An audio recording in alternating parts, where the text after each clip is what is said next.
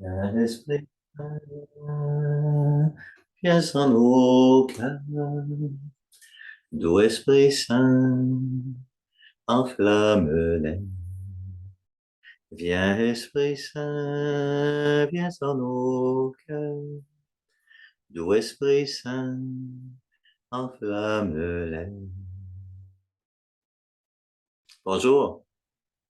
Alors, on poursuit donc ensemble notre réflexion sur notre énoncé de mission, que je vous rappelle, donc, vivre l'Église au cœur de nos maisons pour incarner l'amour et la parole de Jésus en Église à l'école de Marie à travers les 5 essentiels de la vie chrétienne.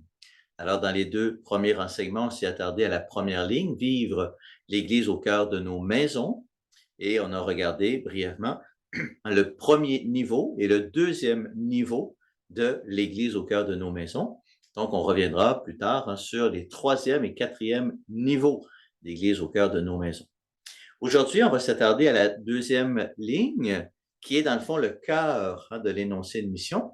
Donc, vivre l'Église au cœur de nos maisons, c'est comme le moyen pour incarner l'amour et la parole de Jésus. Pour incarner l'amour et la parole de Jésus. Donc, c'est le cœur de l'énoncé de mission. Et on va s'arrêter aujourd'hui uniquement à ce verbe-là, incarner. Incarner l'amour et la parole de Jésus.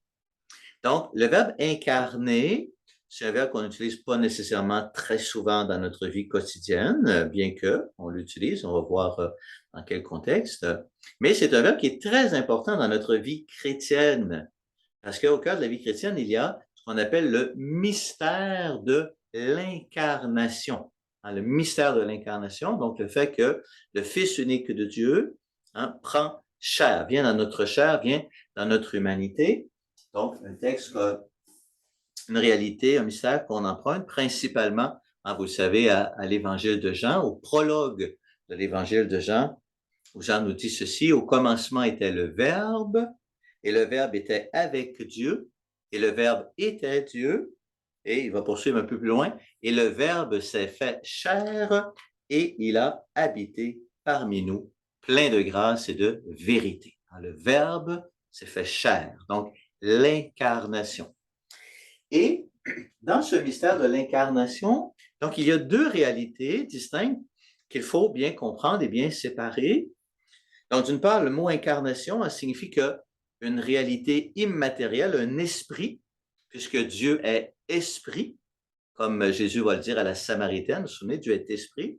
Donc, l'esprit divin, l'esprit, entre dans la chair. Donc, une réalité non matérielle, immatérielle, un esprit vient dans la chair. Ça, c'est un premier aspect du mystère de l'incarnation. Mais cela, qu'une réalité spirituelle entre dans la chair, c'est pas ça qui est le mystère de la foi. Parce que ça fait partie de notre vie quotidienne, en fait. Et on va voir tout à l'heure des exemples de ça. Qu'un esprit, qu'une réalité spirituelle entre dans la chair, ben, c'est une réalité qui peut être un peu mystérieuse, parce qu'un esprit, qu'est-ce que c'est ça, un esprit? Comment une réalité spirituelle entre dans la chair? Bon, ça peut être un peu mystérieux, mais un mystère de foi, c'est pas une réalité mystérieuse, c'est le contraire. Une réalité mystérieuse, c'est une réalité qui est mystérieuse, qu'on n'arrive pas à comprendre pleinement, mais on cherche à comprendre. Et puis là, on en vient à faire la lumière sur le mystère, à élucider un mystère. Il y a quelques semaines, on a élucidé le mystère du meurtre d'une jeune femme du Saguenay. 22 ans plus tard, on a retrouvé le meurtrier. Donc, le mystère a été élucidé. Les gens cherchent à élucider le mystère des pyramides d'Égypte, etc. Donc, quelque chose de mystérieux, c'est quelque chose qui est obscur et qu'on cherche à faire la lumière sur cette réalité mystérieuse, de telle sorte que, finalement, le mystère va être compris. Un mystère de foi, c'est le contraire. Un mystère de foi, c'est une réalité lumineuse, pas une réalité obscure. C'est une réalité lumineuse, c'est une lumière qui est projetée sur notre intelligence pour apporter à notre intelligence la lumière de la foi. Ça se peut que ce soit tellement éblouissant que notre intelligence en est comme éblouie, comme obscurcie, comme devant le soleil, ça se peut. Mais le mystère de la foi, ce n'est pas une réalité obscure qu'il faut comprendre. C'est une réalité lumineuse qui vient éclairer, hein, par la lumière de la foi, notre intelligence. Donc, dans le mystère de l'incarnation, qu'est-ce qui est le mystère de foi? C'est pas qu'un esprit entre dans la chair, c'est que Dieu vient dans notre monde. C'est ça le mystère de foi. C'est Dieu lui-même qui entre dans notre humanité. Et parce que nous croyons cela, hein, parce que nous croyons à ce mystère de la foi qui nous éclaire, alors nous pouvons mettre dans notre énoncé de mission pour incarner l'amour et la parole de Jésus.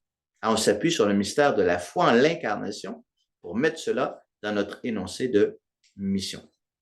Alors, j'aimerais qu'on s'arrête quelques instants sur cette réalité quotidienne de l'incarnation. Non pas le mystère de la foi, mais la réalité de l'incarnation dans notre quotidien. Et je parle d'un exemple. Donc, il y a quelques années, pendant l'été, je vais au Lac-Saint-Jean visiter ma famille et je vais rendre visite à ma sœur Fabienne et à son époux Luc. Et là, Fabienne me dit, ben, Luc et moi, cette année, hein, nous sommes passés en mode réalisation.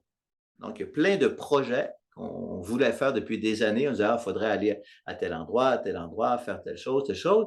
Et là, cette année, on a décidé qu'on le faisait. On est passé en mode réalisation. Donc, elle aurait pu dire, on est passé en mode incarnation. On avait des projets, des rêves. Bon, projet, un rêve, c'est dans notre tête, c'est dans notre esprit, c'est spirituel. Et cette réalité spirituelle qui était dans leur esprit depuis des années passe dans leur chair, dans leurs actions. Ils le mettent en œuvre, vous voyez, dans le mouvement de l'incarnation. Et ça, c'est au cœur de notre vie humaine. La vie humaine, elle est faite comme ça. Nous sommes corps et âme. Vous savez ça, hein? Nous sommes corps et âme. L'âme, c'est une réalité spirituelle. Et à tout moment, tous les jours, à tout moment de notre journée, l'âme, qui est une réalité spirituelle, s'incarne, se déverse dans notre chair, hein, se réalise dans notre chair, oui? Alors, c'est important, hein, l'âme, réalité spirituelle, c'est un principe de vie qu'on reconnaît entre autres, on en a déjà parlé ensemble, hein, par les trois puissances de l'âme, vous vous souvenez, donc la volonté, l'entendement, ou le raisonnement, et la mémoire à laquelle on associe imagination et sensibilité.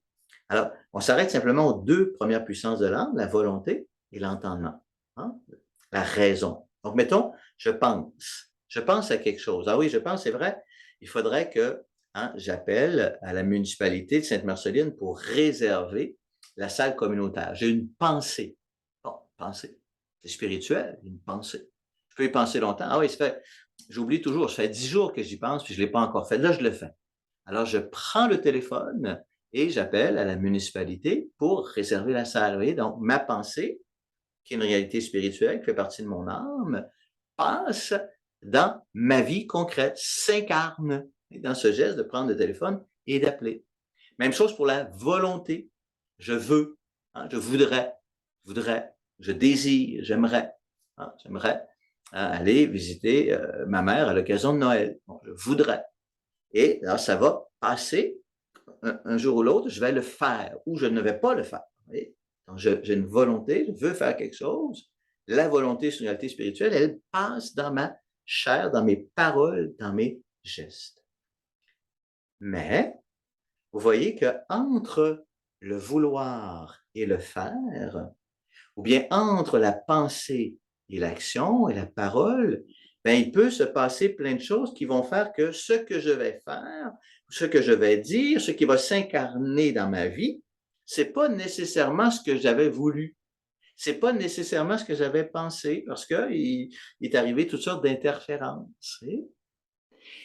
Et plus encore, ça se peut que ce que je veux, ce n'est pas la volonté de Dieu. Et donc, moi, je vais incarner ma volonté, mais je n'incarnerai pas la volonté de Dieu. Ça se peut que ce que je pense, c'est pas la pensée de Dieu. Et donc, je vais mettre ma pensée en œuvre, mais je vais pas mettre la pensée de Dieu en œuvre. Vous voyez? Donc, l'énoncé de mission, comprenez? Vive l'Église au cœur de nos maisons. C'est un moyen qu'on se donne pour s'aider, pour réussir pour en venir à incarner de plus en plus dans nos vies l'amour et la parole de Jésus. Que ce soit cela qui s'incarne, donc que ma volonté et ma pensée correspondent à celle de Dieu, manifestée dans le Christ Jésus, et que non seulement cela, mais en plus, je réussis à le mettre en œuvre.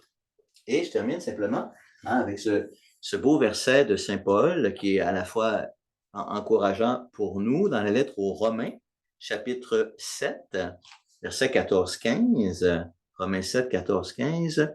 Paul dit ceci, hein?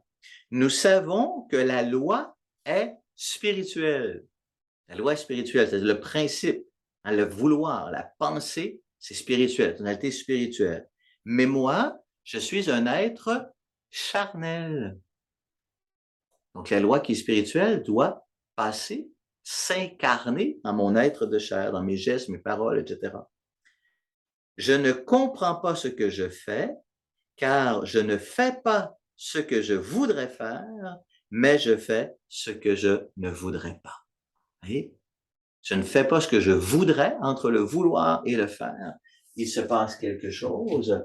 Je ne fais pas ce que je voudrais, et ce que je fais, c'est ce que je voudrais pas faire. Voyez?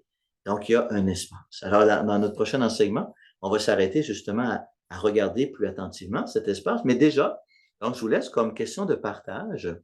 Bon, première question, dans le fond, vous pouvez partager entre vous une lumière que vous avez reçue en écoutant cet enseignement, quelque chose que vous avez compris puis que vous trouvez important.